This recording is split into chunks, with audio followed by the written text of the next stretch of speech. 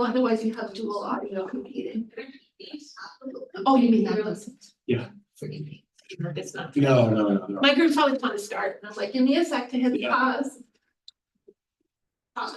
Yeah. There should be. With the mayor, we should be good to go. All right, so call to order the meeting of the Boards and Commissions Appointment Committee meeting for Tuesday, July 16th, 2024. President Arhoy, Nishioka. Nordyke. Stapleton. welcome everybody. And we're going to turn it over to Dan for our good governance. And I think we have another guest calling, so welcome. Long time no see. Make him sit through our. They can sit through it He was- afterwards. Are you sure? You don't want to do that first? No, look at this. Well, Dan Atkinson, city attorney. We have Colleen from Moss Adams here and she's got her PowerPoint all spun up, so I will turn it over to her. Yeah. Give me a right. Sure, if you want to. Sure. Okay, so you all received the results of our governance assessment, not that long ago. When was that, in May? And, Be sharing screen. Thank you. I was just gonna write him a note. oh, to the, Dan, if you share the screen, then people watching on YouTube can see too.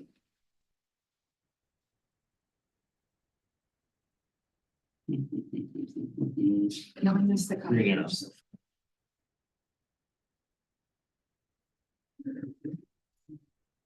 I didn't see it. Yeah. Okay. And, do you wanna put in a presentation on? I don't think we're, I keep oh, sure, you're trying to do this too.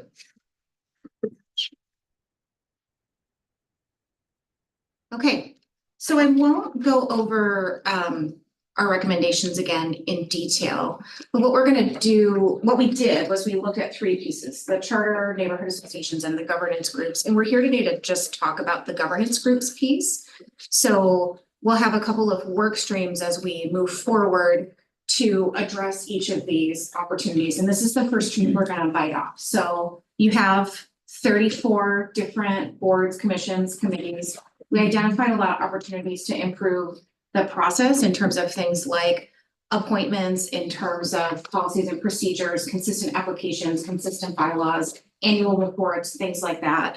And so we'll be working on that now through the end of the year with the goal of getting everything back to this committee by the end of the year for standardization. There may be areas where we don't have the opportunity to standardize, so committees that have decision-making power, like the planning commission, things like that, those may be outliers. We also have identified that community police review board is one that might have to be bargained, going back to the table with the unions to identify any changes. So there may be a couple of outliers. But what we really want to do is get all the grunt work done over the next couple of months so that we have all this in place by the end of the year. And then at the same time, staff will be working on the neighborhood associations piece. Those may come to full council for some review and approval, but we don't know yet what that's going to look like. But that will also be happening with the goal of it coming back possibly in early spring. And we're going to wait until the end of the year and address city charter next year once we have the new council rules committee seated.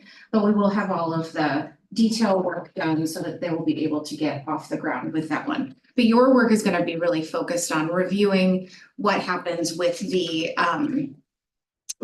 boards and commissions. So everything that's bolded here is what we're going to do. We looked at these recommendations back when this was presented to you.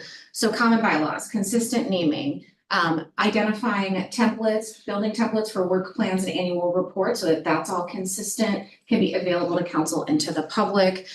We're also going to look at counselor liaison roles and responsibilities. That will be a piece where we engage you because we want to make sure that that works for counselors. There's way too many governance groups to assign one counselor to each one and have it be meaningful. So thinking about where you get the best bang for your buck and what's most valuable. We also are going to work with you on a process to review those groups. So we had identified in the report opportunities for some consolidation or sunset.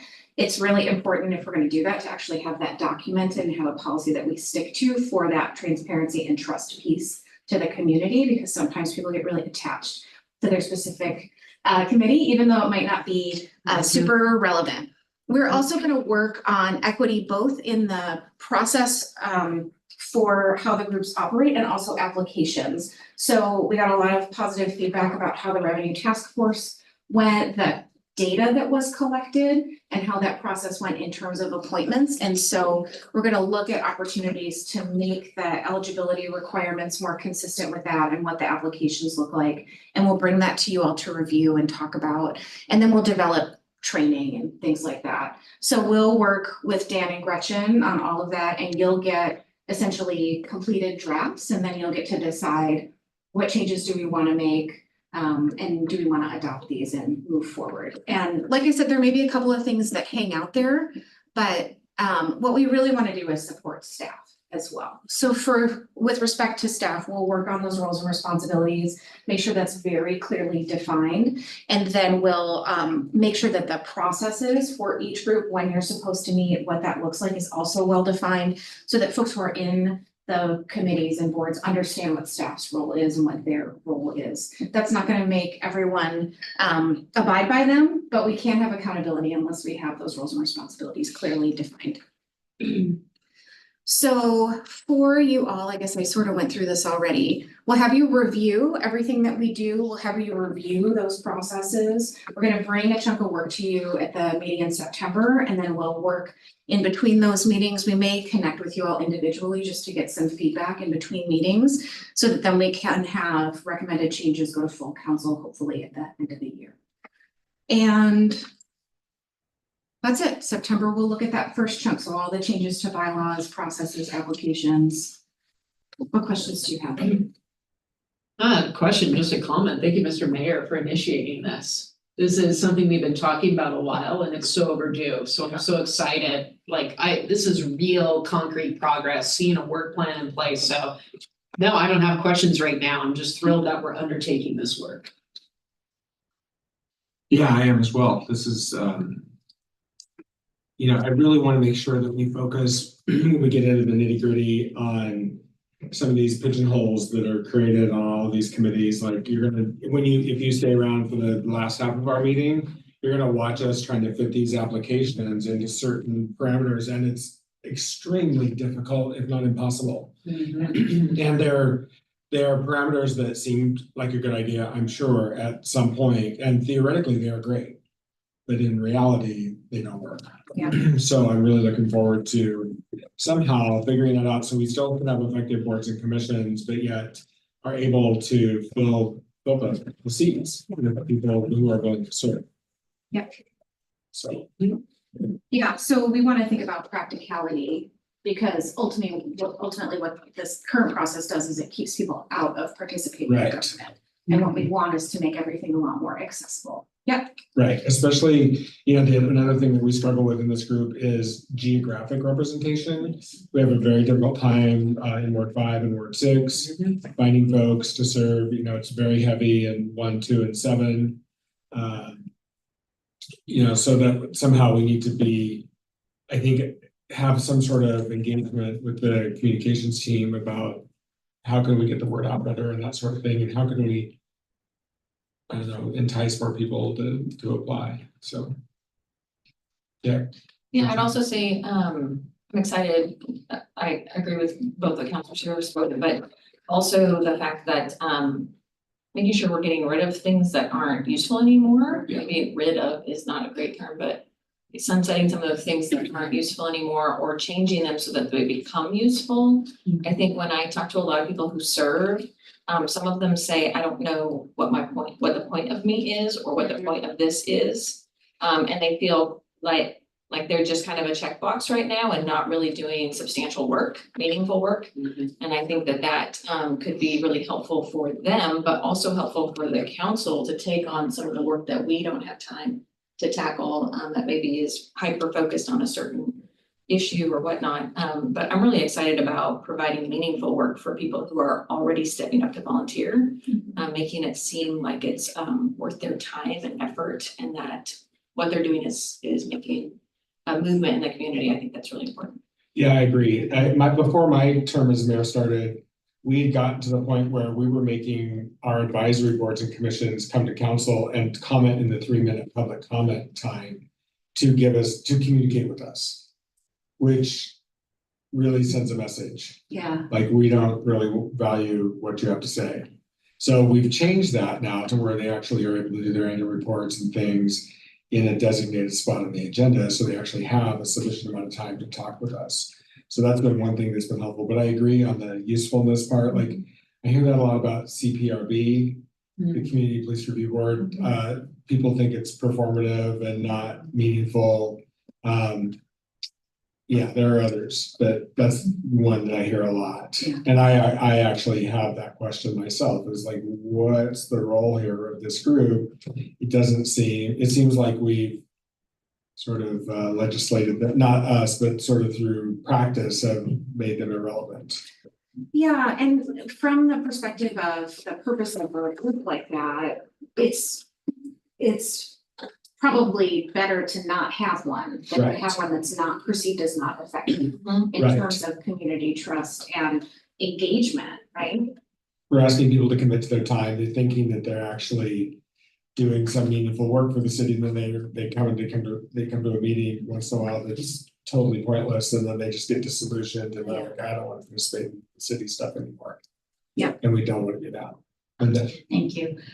Yes, and something that I feel, oftentimes people will apply sometimes to every single board and commission. Yeah. Not recognizing maybe what it does, or that they want to somehow be involved. And I know that if I see someone that I feel has talent, energy, and interest, I recommend that they look at the boards and commissions and apply. But at the same time, I'm now sorry that I haven't said, maybe you should go visit it.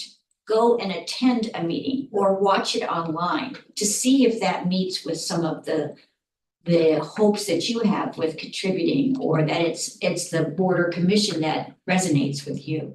And I would like to maybe encourage that somehow, so that people aren't just applying for something that they don't truly know what their duties would be or their role would be. And then they get there and then maybe they're dissatisfied and leave, and then here we are again, trying to find someone else to fit that seat. Yeah. So potentially recommend a process to understand where they might fit and feel comfortable. Helpful. That's very common. It's common all the way up to the council level.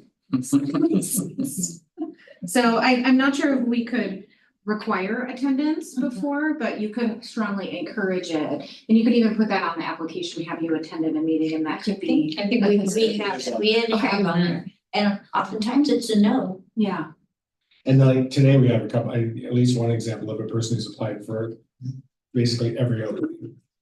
So it's like, okay, well, where is your passion? Where is your interest? Is it just being involved somewhere, so you're gonna leave it up to us? Or, because we do have a rule on some of our committees that you can only be on one. You can't, if you're on that one, like I think budget or planning, you can't be on any other, and because of time. So they're kind of leaving it to us then to decide, like, okay, well, what are you really interested in? And it might not be what they're interested Right, in when they we're get just there. guessing. and does anyone ever follow up to see like if It somebody? would be the applies? liaison. Okay, I mean, and I'm not even convinced that, and forgive me, I've only been on one. I'm not always convinced that liaison may be checking in with them. I think it varies. Yeah, it varies, yeah. okay, Can I say some things? I would really like to see some of these align more with the city initiatives, so maybe be like more short time. Like, for instance, we have one for the bond, right now, and then when that's done, then that committee is done. But I feel like sometimes when you start something, all of a sudden it goes into this concrete box that can never be changed. And you always have it and you always have to have it, and I think we should be a little bit more flexible with that. I would like to see us be a little bit more flexible. I would like to understand the relationship between this committee and the staff liaison better. I don't even know really who they are or why they're making the recommendations they are, or nothing is really explained, and so we're kind of left really not knowing why this person isn't recommended or is recommended, and kind of what they're looking for or what they're feeling the group is needing. I wish there was more communication with that person, with this group, so that we could help each other. And then I think there needs to be some thought given to the process of this group in particular.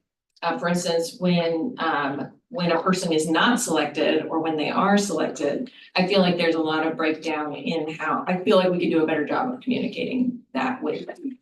I know just as a side story, Isaac, my husband, put in for the parks, this was what, 2 years ago or something like that?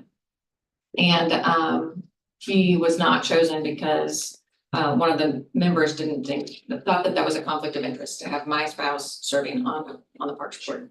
But that was never communicated with him, you know, I only heard about it through like the background. And so then I, told him, he was like, why did they send me an email? Like, thanks so much for applying. At this time, we're gonna, ask that, right? So there's just kind of a breakdown, and I feel like we could handle that better, especially with people who are offering up their service to the city. I feel like that maybe should take next level professionalism on that one. So that's a good example. So if there are for people who are not qualified, Yeah, and so then we need to respond to them, is that a follow-up process where, sorry, you qualified, here's what you would need to do to be qualified, or you might be interested in another committee or something?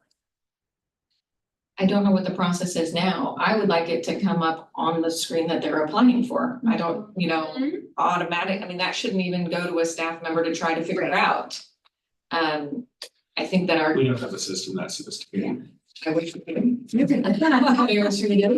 be pretty easy to do in Smartsheet. Okay. It wouldn't be very hard to do, so Maybe you all can come up with some recommendations. think about it. I am unfamiliar with Smartsheet, but I'm sure it's a software. It sounds very smart. It's extremely smart. So smart. And it's AI will do everything. It's just like Excel online. Okay. I'd like to underscore things I've said before, but in case they needed repeating, I really loved how much more detailed the applications were for the revenue task force. I made more informed recommendations because I had more information to work with. So knowing about people's socioeconomic backgrounds, for example, I thought was very helpful. As I recall, we asked folks about food insecurity, if you've ever worked minimum wage, if you have a language other than English as your primary language in your own home. I think things like that will really help us with our equity goals. And, again, whoever is in boards and appointments next year, I think you're gonna make better choices when you know more about the candidates who come before you. So I would love to see more of that kind of demographic content baked into the basic application for any of these boards and commissions. Because I've served in this committee off and on a long time. And sometimes, depending on who's in the seat, people will recommend people if they know them. And that's not an equitable practice for some pretty obvious reasons. So because sometimes people are scared to appoint someone that they know nothing about. And that's a very human tendency. It doesn't mean nepotism. It also means like, well, I don't know who this person is. I don't know if I can trust them. I don't know if they'll show up. I don't know if they'll listen. I don't know if they'll do the work. So having more of that demographic info up front is very helpful for me if I'm on boards and appointments next year, or whoever is in that seat. So I think that when we were doing the revenue task force, we had specific goals of equity and in life experiences. I'm not convinced that all of the boards and commissions would have a similar requirement. They have other requirements, but I think having updating the application process and trying to drill down to understanding the individual better would be helpful no matter what board or commission we would be looking at for them. Yeah, I think what I'm hearing from all of you is the revenue task force was very important and urgent and serious. So maybe some of the matters by these committees aren't urgent, but they are serious and important to council. So Yes. can we treat it with the same level of intention? sure. Can I add a little bit to that? When we did that appointment process, we were starting from scratch. So we were creating the pie that we were looking at. Yes. When you already have a pie that's half baked with some pieces missing, but yet you don't know what the pie is and you're trying to equitably fill in the pie, there's no way to do that without knowing what the pie is. Does that make sense? Yes. Why do we always talk about baking? I don't know. You're not, that's why really when You are not down the one. the road, I apologize, but does that, This one's so, pie though, not cake, so. okay, so we're, Yeah, it's we next cut- level, okay. The Kit Kat is- The cake is frosted. So, but I recognize that that's not always changing. Does that make sense? Yeah. You get what I'm saying? That's basically what I was Yeah. trying to say. So you gotta But say you said it. pie. Yeah, you said it better. Everybody gets you. Okay, got it. Anything else? I think it's really important to make sure that Dan Baum and the liaisons are actively involved in this conversation Yes. because they're the people that are doing the logistics to make this process go. Yeah. So, Yeah. yeah, I just think it's important to have those voices at the table. We definitely will. One more point that Counselor Nordic has brought up several times is trying to engage youth in some way. And I don't know if that is something that you all want to brainstorm on the best way to include youth, but I think. And I don't, maybe we already do have youth in different, maybe that we might need to know about. I actually have a proposal written up and ready to go, a youth members on council, youth representation on council is also a youth counselor program. Nice. So we could have a youth, Love it. like a lot of cities have a youth, city councilor, just that, you know, it's more, and anyway, so I have a whole thing written up and ready to hand off to Colleen to look at. Nice. The one of the interns put together. Cool. I just didn't want to lose that one because I know we talked about it lots of times and I think it would be really great to. We've had conversations with the school district, they're excited, and they would be willing to help identify people for that pipeline and sort of thing. Good. Yeah, a lot of school districts will have a, like a group of 4 high schoolers who then are sort of a youth advisory board, or you were on something like that. Yep, the Salem Youth Advisory Commission was Yeah. a thing back in the day, and we've had. It's been so long, that would have been 1996, 97. So, but yeah, no, it was phenomenal, and we gave a report to the mayor and city council. We had a forum that filled the Laux Auditorium, which drew youth from all over the city to talk about teen pregnancy and issues that impact teens directly. It was really meaningful to all the youth there. So yeah, no, I loved that. But I definitely want to make sure it's not, a bunch of sons and daughters of lawyers and doctors who participate in it. You know what I mean? Yep. Just to pin that topic of youth with the neighborhood associations, I know that there's lots of varying ideas about how youth should be involved in neighborhood associations. Grant just took a hard vote that was like down to 1 to not allow youth to vote in meetings. Wow. And it was really contentious in the room. But they came down against the youth because there were some concerns about gangs of skateboard kids coming in and taking over the neighborhood association. That's absurd. I kid you not. Wow. This is a public meeting, so I'm gonna hold my tongue, but I was advocating on the other side of things, but I could not vote. Of course you were. Um, My goodness. at any rate, but I have heard that different neighborhood associations have different rules as it pertains to youth and youth involvement, and that might be something to keep under. Hmm. Well, different neighborhood groups have different rules about who gets to vote, period. Period. Like, Like what's West the Salem like? is a town hall, anybody who shows up gets a vote. Yep, That's Yeah. any day. It's very different. Most others are registered members. Board Yeah. members. They might have once been, but they're not now. Yeah, and that is how Grant does their association, except for the annual meeting, anybody can vote, and so it was literally taking a vote on whether or not youth could vote at one meeting a year. Wow. Yeah, Well, that'll be a good topic for neighborhood associations. Yes. Yes. So however you focus on. board Sorry. discussions. No, that's fascinating. There's virtually no youth engagement in any of my neighborhood associations, none. There's very few people under the age of 30 who attend my NAs. Having gone to all of the neighborhood associations in the city multiple times, I can tell you that that's citywide. Yeah. And I would raise that Right. age to 40 or 50. I was gonna say, that's pretty generous there. Well, by I feel nature, like it's yes. almost always homeowners, right? Yep. So, Right. yeah. I'm always surprised at how many renters you don't know that they belong. And I think that's a specific outreach tool we should consider from, you know, again, a socioeconomic status. Renters don't know that they can participate in neighborhood associations. They just assume they have no say, and that's really unfortunate that that stigma persists. Anything else, Colleen? Nope, this was great. I really appreciate you all have had like good coffee today, so this was great information. Thank you. I'm fired up. Yeah, I yeah. got some things to say. Yeah, All right, okay, well, we are on to the fun part of the meeting then. All right, I'm gonna take this back, and the first thing that you can really So you're gonna stop sharing. do at the moment is, the first packet that you have. You wanna share that? No, we don't share that because it's Copy. got Got it. personal. Thank you. Honestly, I think we should get into the habit of referring to people by candidate ID numbers. Clarification. Well, I mean, it's up to the group, but I'm wondering, we did that for the task force recommendations, because that was very much under my scope.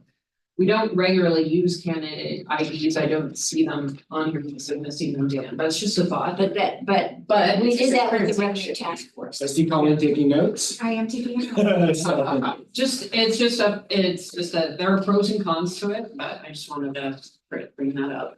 Okay, so which one are we on, Dan? So the first packet that you should have underneath your agenda is budget. Now, for budget, we only have 3 expiring members that want to be, well, they all want to be reappointed. So assuming that you want to reappoint them, you can ignore the entire packet. Oh, really? Correct. If you don't want to reappoint Andrew Cohen or William Dixon or Dr. Irvin Brown, then we can dig into the applicants. Well, normally I would say an enthusiastic yes to all 3, but since Dr. Brown is joining council, do we want to? I mean, we're not gonna have a lot of budget committee meetings between now and January. Does it make sense? I think he's considering his future on the budget committee currently. I spoke with him earlier. And so I think we'll have an opportunity to address that in the coming months, but not today. Because Okay, today he intends to stay. all right. Fine So with me. we could put off all of them. We don't have any budget committee action coming in until October, so we could just put off the whole question until future meeting. We have several meetings scheduled between now and then, or we could address it today. And there are 7 meetings between now and the end of the year. Our meetings, not budget meetings. Scheduled appointment committee meetings. I would say for time's sake and for the rest of the work we have to do, I would say we hold off on this one since Dr. Brown is not, Okay. but that's my. I'm We okay have with time. that. Okay. All right, I'm seeing headlines. We'll hold off on that. The next packet is your North Gateway Redevelopment Advisory Board. Does it start with this one right here? I Yes. just wanna make sure. This was the first big fat stick ball. This is the second. It will be, yeah. There it is. North Gateway Perfect. Thank you, Redevelopment ma'am. Advisory Board. Appreciate We'll it. highlight those next time to make it a little bit easier. No worries, thank you. And here you have a lot of applicants. If you remember our North Gateway, our SPRAB, our West RAB have suffered with some vacancies, I think, possibly due to the membership requirements that we spoke about earlier. So in North Gateway, you have many vacancies and our liaison supports or has this. Can you scooch it so we can read the liaison's comments? Does that make sense? That might blow up the rest of, oh, there we go. They're very long. Okay. Yeah, yeah, a little bit. Maybe you would just. It's a vision test. I can't read. So this is So supportive of Reiki and Levin. very supportive of Nate Levin. Uh-huh. Owns 2 properties inside the NGURA and recommends him for a business property owner, which we have several vacancies of. Okay. And then William Reiki supports eligible for business property owner with, so we have, yep. So William and Nate are both recommended for these positions. And then somebody doesn't qualify. Right. Correct. We have 3 of the vacant positions that Nate and William are both recommended for. You can go ahead and blow it up again so we can actually read it. Thank you. So one question that I have, and again, this might be to Colleen, is how relevant are these vacancies? How impactful having this many vacancies is affecting a board or commission? That's something that, we have set numbers, but I'm also curious, and the liaison would potentially be able to answer that question. With this having 5 that we see, has that impacted them being able to make decisions? And so that's just a side note. And I've wondered, Colleen, and I think we've got a little bit of pushback from staff on this, but we have several URA advisory boards, and I'm wondering if we should just have one. That is a recommendation, yeah. Okay, I know that hasn't been universally popular amongst the staff, that's from what I understand, but to me, it makes sense. So you could probably answer the question about vacancies and quorum. Yeah, so quite often, I'll get a call probably once every other month from a liaison saying, I don't have a quorum, what do we do? So it happens quite often, particularly when there's a lot of vacancies on a board or commission. On the URA question, I guess I'm probably one of the staff that's giving you resistance on that, just because I have worked with these advisory boards for years. They're very territorial about their specific URA and they have interest in their specific URA.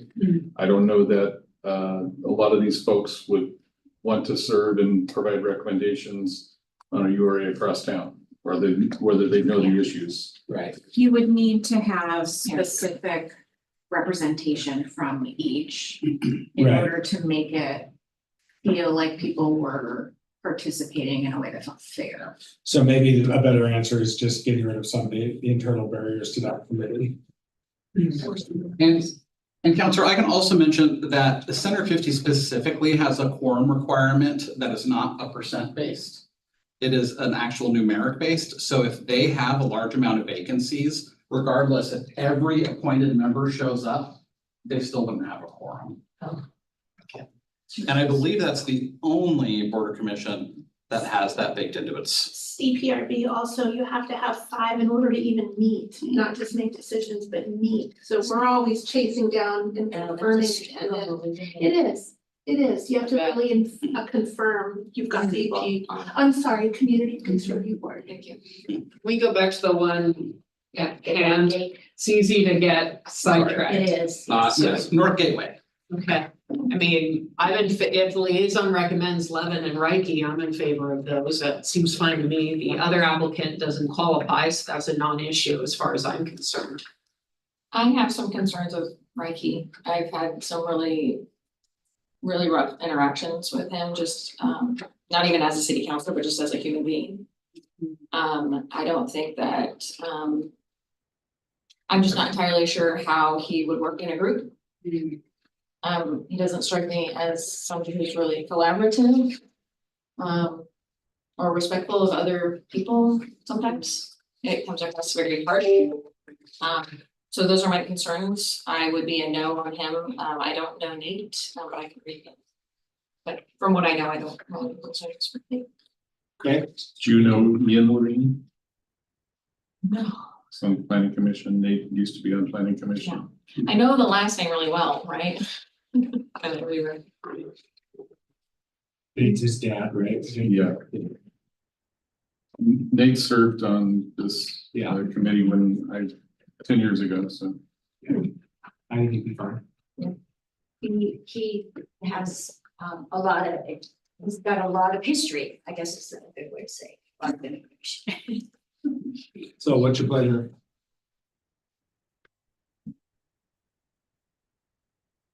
I would love for staff to communicate with Celine that she's qualified for this one. And I would move that we appoint Levine to serve as one of the property owner members of the committee.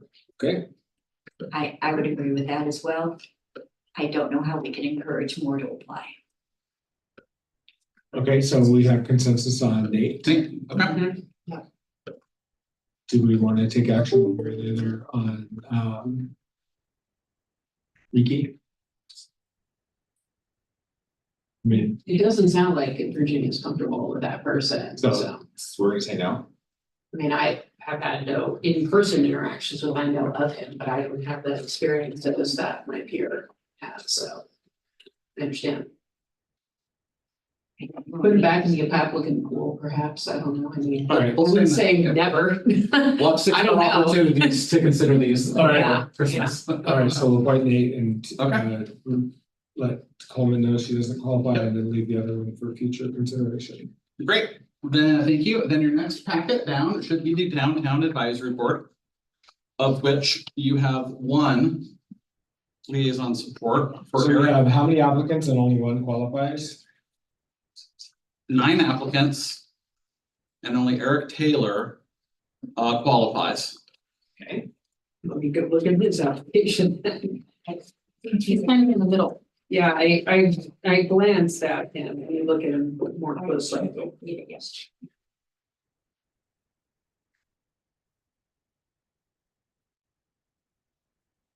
We had some people from Kaiser apply. I know.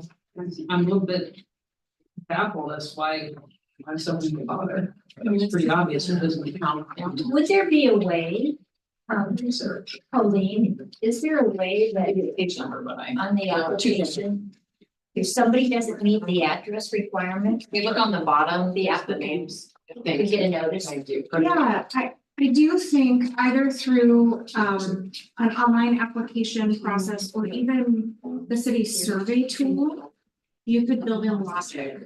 Thank you. This one specifically also has a or owned property Yeah, within or business. yeah, So it may not necessarily be where they reside. yeah. So you could build in survey logic to be able to pop up. That would be helpful. You don't live within the boundaries of this. We encourage you to look at other boards and commissions, so you can make it polite. That would be helpful, that, if that could be possible. I will work with the team on what's in the city survey tool. So if I can ask the committee a question, because this particular committee, board or commission has a lot of specific requirements. I'm sorry, what'd you say that? I wanted to ask kind of a more question for us for doing our homework going forward. For this particular committee, they have all these crazy, sort of semi-crazy requirements. They have to be Yes. this, they have to be this, that to be this. Would something like, it could be at large, but have a preference for these sorts of characteristics? Yeah, I think that's a really wise way to go. Yeah. And maybe a minimum number of property owners or residents within the area? I mean, this is downtown advisory board, correct? I And mean, it's a very narrow, you have to really meet some requirements. what I'm not seeing here, I'm reading through the requirements again.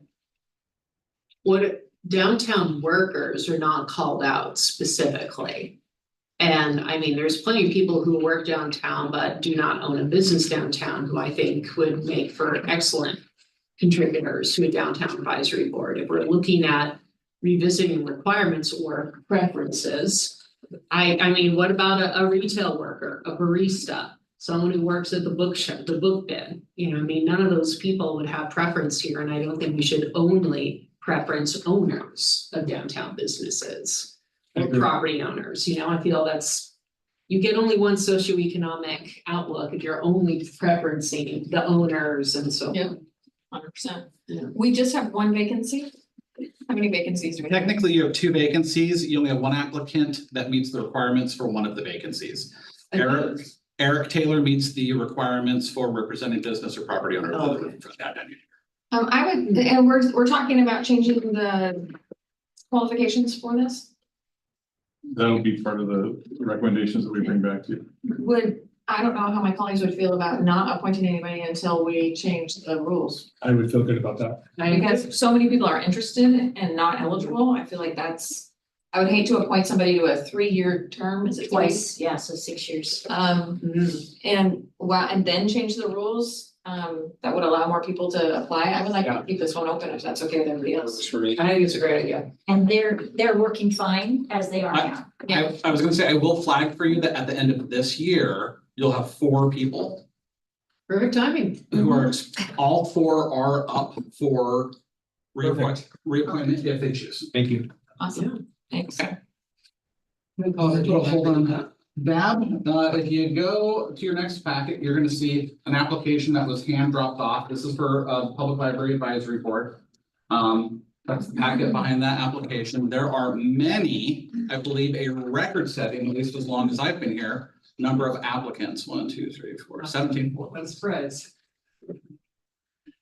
So that's 17, and there are 2 vacancies. Sarah Bishop and Francine Bulosa do not wish to be reappointed. Did they share why? They did not. Lab recently went through a kerfuffle, and I believe at least one of those, maybe it was a, at least had feelings about the kerfuffle. I don't know, one where I don't know what anything beyond that. There were no liaison comments, so. Damn it. Yeah, that's not, that's not helpful. I can tell you, I know Kara Bilsinger through my professional and personal contacts, and she would be amazing. She just retired from the state a few months ago after a number of years. I'm sorry, Chris, I was still laughing at my own joke. Kara Bilsinger, the one on top. Okay, Can we see the makeup of board that are already folks in there? Yes. 72841. 97 represented well, yeah, such pride in my home. Yeah, we could use as Either you or Five, diversity. 5 and Probably 6. 7 very often. And a 3? Yeah, Yeah. Oh, you need a 3. Yeah. There's a couple And- trees. and the 5 and a 6. So this is really all the information that you get. Well, we That's get right. these Well, applications. Yeah, it's written down, yes, yes. But it But even has, those answers are sometimes, because sometimes one application will be for several boards and commissions, and so their answers don't necessarily. Yeah, I'm seeing some of the same names. Yeah. Right. See, but I'm glad you were able to sit through this, so you kind of feel some of our pain. yep. This is actually better than watching it. Oh, yeah. Okay. Now we're all gonna go quiet. Read the packet up.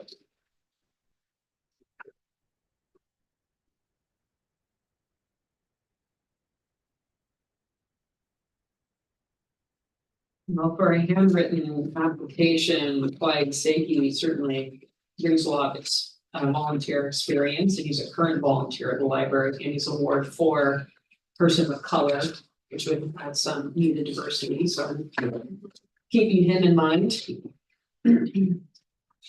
Everyone's recognizing those same things. There.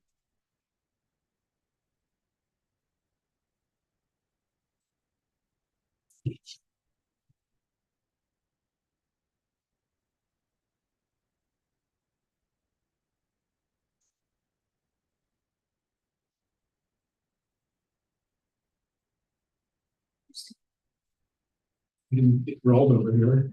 Used things.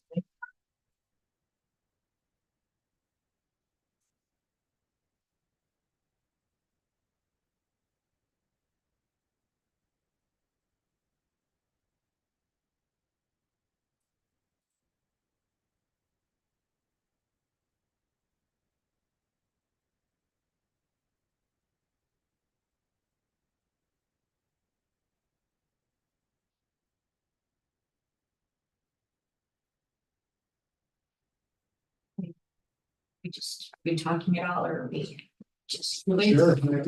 So I see Heather Lewis, who is a novelist, writer, and has served on Sacramento's library board.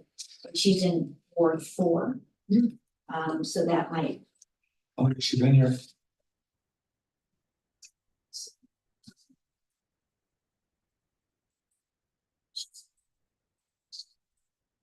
is that on here? Well, you can see like when she in Sacramento. Yeah, well, that's true.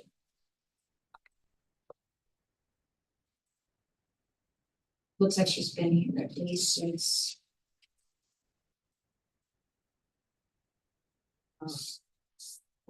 One.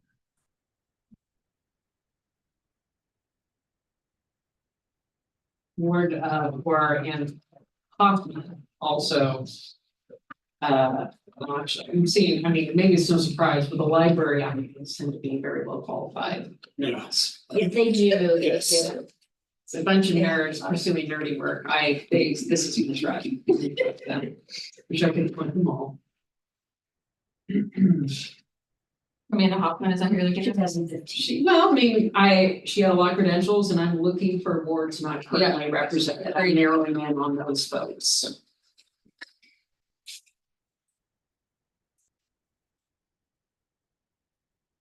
How many vacancies again? Two. Two. Oh, she's, you know her? I really want. Who's that? Amanda Hoffman? Yeah. I'm super nerdy, but she also does the training for therapy dogs to participate when we do a pet program. Oh, my kids absolutely love that. Anyway, it's a very popular program at the library. Nice, that's great. Oh, yeah, there it is, read to a pet program. I do that at home anyway. Yeah, oh, yes, I've seen. And that's Colleen, like, what, are you judging me? I saw judgment. So judgment in that eye. There was. So she's probably relating pretty much. I'm looking. I used to read to my goats, they loved it. They were big fans of true crime. Ayn Rand. Reading about serial killers, they're telling me more. Reading that. These are always very fun. Yeah. Well, on that note, I do have another meeting to attend. In all honesty, I wanted to tell you, I've been coming to these meetings for almost 15 years. Your level of professionalism by far surpasses previous committees. No. Very good. Thank you, Dan, appreciate That it. was very nice. Thank you. So I guess we've got. Two to go. Yeah, I know, it's odd how we narrow it down. Well, let's each toss a name out and see where we are, see if there are any overlaps and see what we need to whittle. Well, I'll throw Amanda Hoffman out. You guys want me to speak to that, or are you okay with speaking for yourselves? So who are you throwing out? Amanda Hoffman, Ward 4, Read to a pet. yes, Mhm. she has attended other the Parks Board Recreation Advisory Committee or board, whatever it is. She has really great history of work.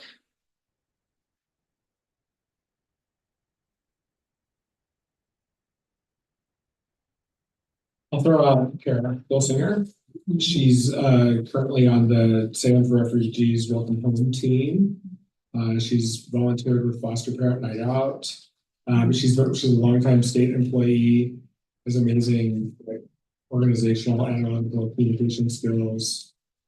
She was like the legislative coordinator for DCBS. Anyway, I think she's great. I said about it. Heather Lewis. Some good ones. Yeah, this is nice. That's a very nice problem As to soon have. as you, it's, as soon as you grab one, it's just like, oh, yeah, but they're good too. I So, also think Clyde Psyche, I'm not sure how you pronounce it. yeah, This this one. that Yeah, we're I think having. you do That's great. great too. So we've got several names. Do we want? Well, we will have more openings at some point. We always When do do. we have more? Not Not for a while. Yeah, not for a while. This time next year, you have one person who's eligible for reappointment coming off. So let's look. Can we make it the board bigger? That was, Do whatever you want. I don't. Yeah. that was an issue that I had brought up in our. I don't know that we can do that without code. Or something. We have to look and see what the. Oh, I'm sure you can't do it right. Yeah, no, that's what I meant. That was one of the things I presented is evaluation of the number of members and what's the rationale? You know, I want to understand why this board has 11 and that one has 9 and another one has 14, you know? Yeah.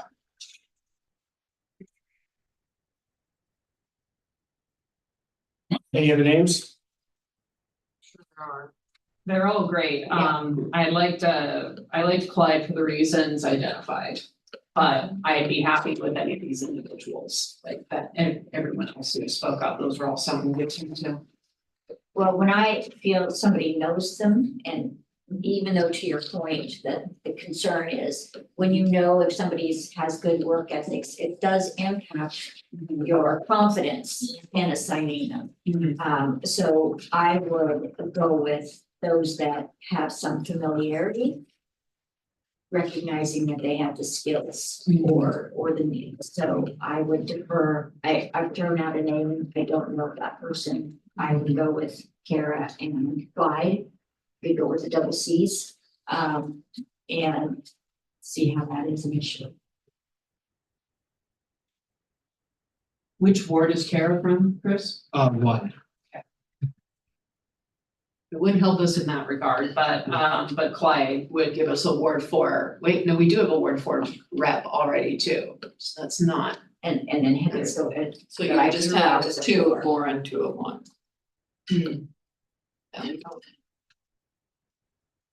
So we're missing 6. And you'll- 3, 5, 6. yeah. And if you look at our candidates, we have a big list of, yeah. There is one from 3 though.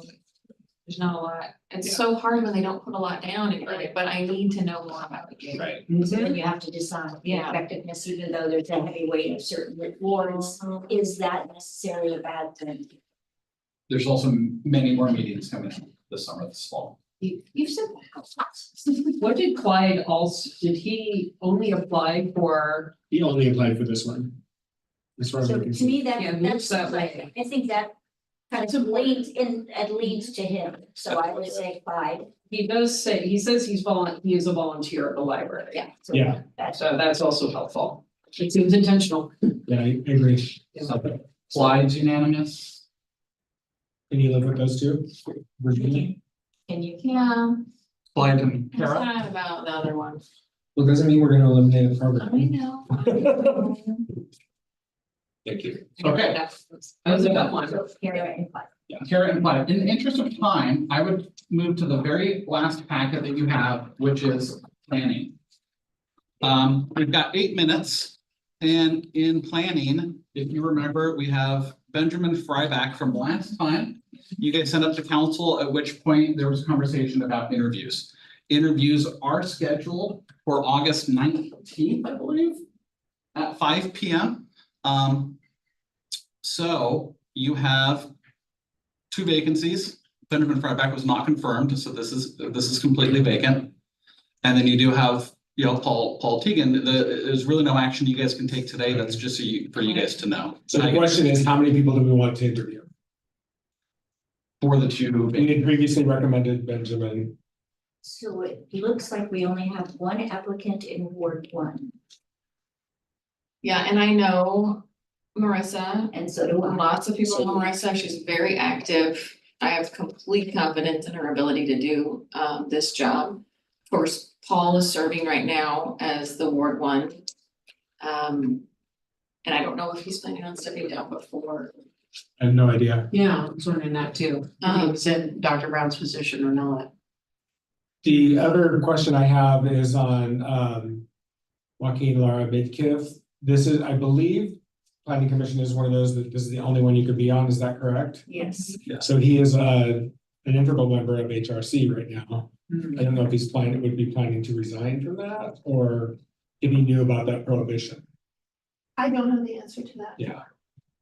I know he's like the vice chair or something. He shares our community engagement committee. Okay, I don't know if we can make a decision today on that without having staff follow up with him. How can we, well, we need to know, we have to decide today how many people we're going to interview and who those are. I think we, because we've already scheduled those and done the notice, so which, we're kind of in a box. which ward is missing? lots of them, because 7 has taken over. 4, 5, 6, no, 4, 5, and 8, looks like. Okay, so we have, so why, we should interview, should we interview Anthony? I don't know, we We need to look at them again. We can look at them again right now. attended lots of different commissions. I can work to reach Joaquin quickly and then if you however you want to work that, if you want to advance for an interview, but then you withdraw if you prefer as existing, or however you want to direct me. I would be fine with that, If you could try it, that'd be great. yeah. Let's see. Anthony Piscicoli, global event producer, produce events such as Coachella. Fascinating. How often do you get that? Brent? So interesting. HR director, he has a very unusual background. Interesting, and nonprofit positions too, same person. And can you remind us of the requirements for this, Dan? Yes, I was just pulling that up myself. So no more than one may be a non-resident of the city, which I believe we have. Maybe not. No more than 2 voting members shall be engaged principally in the buying, selling, or developing of real estate for profit. No more than 2 voting members shall be engaged in the same kind of business, trade, or profession. And there's no liaison feedback. Who's the lead? Is that Lisa? So are any of those already met? Does that make sense? I see 1 commercial real estate. See, no non-resident. No more than 2 voting members, so it's gonna be. Selling. We just don't know how Anthony's experiences fit in. Right. Either. It seems, I would say he did apply also for Culture and Tourism Promotion And Board. that's, Which seems like the seems perfect like fit. something. Yeah, right? that's where he should be.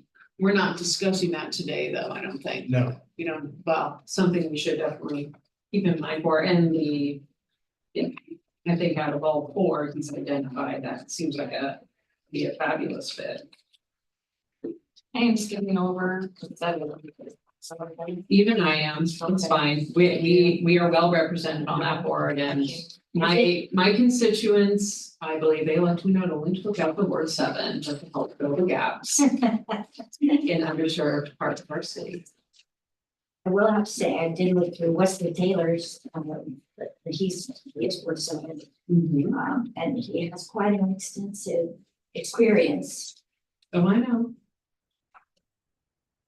4 members of this committee are going to be promoted, so now it's really. Let's follow him up and tell him he should move. Let's see here, okay, I agree with advancing Marissa. Yeah, I'm still enthusiastic about Ben, I think, especially with Yeah. what all we have coming up. And the fact that he's in Ward 3. So let's just forget about the requirement, the 1 committee prohibition with Joaquin, and he'll let him sort that out. Okay. So let's either interview him or not, regardless of that, and we can just figure that out later. Well, then I move that we request that Ben, Benjamin Fryback, and Marissa, is it Ted? Ted, Ted? It's, you don't. She always was next to people. no, I think it's Pete. Oh, T. Anyway, Marissa and Joaquin. Joaquin, And I think we should interview those 3. for the 2 vacancies. Yes. And I think we should also reach out to Paul Tigan and figure out what he's thinking. we didn't have a 3rd person. Should we have that 3rd person in mind? So I think we should. Excluding my overqualified and fabulous Ward 7 people just for a moment, I mean, let me see, I'm looking at Jesus's application, we are allowed 1 non-resident, You is that are. correct? You are, And do we have a non-resident already? You don't seem to, because they all have a ward listed. Yeah. I don't believe so. I mean, let me take a closer look at him. And you've got There wasn't a lot. Marissa, Benjamin, and Joaquin so far planned for interviews. I Benjamin think. Joaquin, Yes. yes. from what I remember, the non-resident one, there wasn't a lot here. I felt like we had, I'm not gonna say, because I think I got this wrong last time, but I thought we had considered him and he had moved, but maybe I'm thinking of the wrong. I thought so too, there was something with him, and I don't know if it was just that he lived in Kaiser or that he moved. Which one? I don't know, I don't have that. Because he submitted January or Jesus. December 22nd of 2023, so Yeah. 7 months ago. I mean, because he doesn't know where. And why are so many big sevens? I know, right? Welcome to my world. So, yeah. Income. Education. I'll clear that up for you. It's income. Which sometimes means income, but not always. Or sometimes it's knowledge of the availability that, oh, I can do this. Sometimes, Yeah, for sure. I mean, when I read Jesus's application, I'm not seeing a good fit for planning commission. no, I don't either. You might be stuck with promoting another fabulous Ward 7 person at this rate for your number 3 Well, slot. we have 3 great people, Benjamin, Joaquin, and Marissa.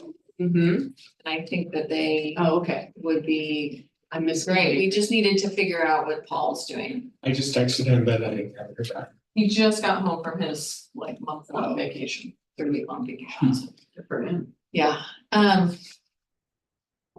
you got the conversation with Paul then, figure it out from there? Yeah. Oh, I know we're do you over wanna- time. You wanna just go with these 3 for now? Ben, Marissa, and Joaquin. Yeah. Okay, yeah, that's fine. Okay. So I want to do. I'll be track of you too. Thank you very much. We'll take care of the rest at the next meeting. There's 2. You guys don't want I'm happy to do it. I can burn through, I can keep going. Great. It's Chris, you close. good? It's fine. to, okay, awesome. In that case, Community. plans. yep, CPRB. How many vacancies? 1 vacancy, 2 applicants, 1 support. Okay. Do we not have the West Salem development? We- We're gonna get- There's only 2 left. Thank you. We've got both those left. We have 2 people already from Ward 1. 1 from Ward 2, 2 from Ward 3. 1 from 7 and 1 from 8, 1 non-resident. And we have a Ward 1 and a Ward 2 candidate, so that doesn't really help us. Doesn't help us at all. And both candidates have applied for many.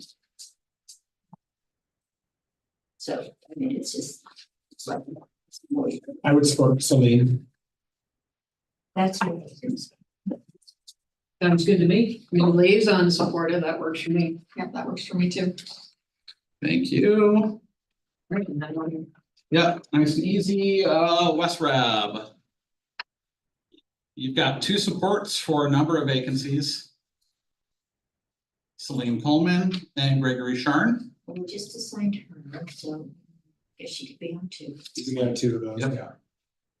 And unless we get a case review, which it's been the Maytag repairman experience for those of you who remember, we don't get a lot of case reviews. We have quarterly meetings at CPRB. Oh, So okay. it's not. So it's not, in okay, okay, They yeah. had one last in 2015, I think. Then I would say we appoint the 2.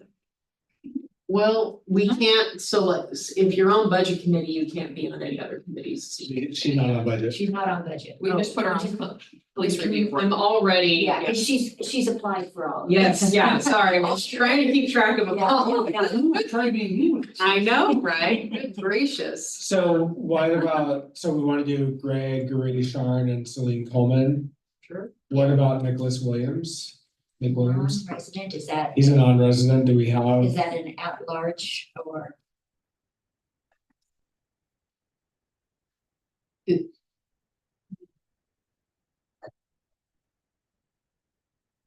Some have to represent the community at large, but if you're a non-resident, I don't think that would work. Non-resident appears to be okay. Is it in Represents, there? represents, yeah, with at least 1 as a resident living within. Well, where does, I have absolutely. He's in 5300 EOLA, What's Salem, but in Polk County, Yeah, not in the city. but not in the city. Gotcha. I have no concerns with Gregory. I don't know if we want to. I know No, there's a that Gregory, person. so Yeah, and it looks like somebody else who serves on the committee, she's been serving for 2 years, has recommended that this Gregory apply, so that's a good sign that there's Sure. some. Yeah, so we. I don't know, I know Celine has just applied for everything. I'm trying to see what what fits her. what her fit would be here. I mean, the police review board totally like fits with, you know, what she is writing about and concerned about and things.